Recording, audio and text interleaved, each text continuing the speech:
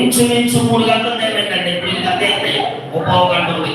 మధ్యాహ్నం మొదలుకొని ఇంచుమించుగా 3 గంటల టైం ఇప్పుడు బతుకుతున్నాడు యేసు. అదే మాట వచ్చింది. 3 గంటల వరకు ఆయన దేశం అంతటా చీకటి కమ్మాను. ఇంచుమించు 3 గంటలప్పుడు యేసు ఏలీ ఏలీ యేసు ఏలీ ఏలీ లామా సబక్తాని బిగ్గరగా కేకలు వేసెను. ఆ మాటకు నా దేవా నా దేవా నా దేవా నన్నెందుకు చేయి విడిచితివని అర్థం. హల్లెలూయా హల్లెలూయా.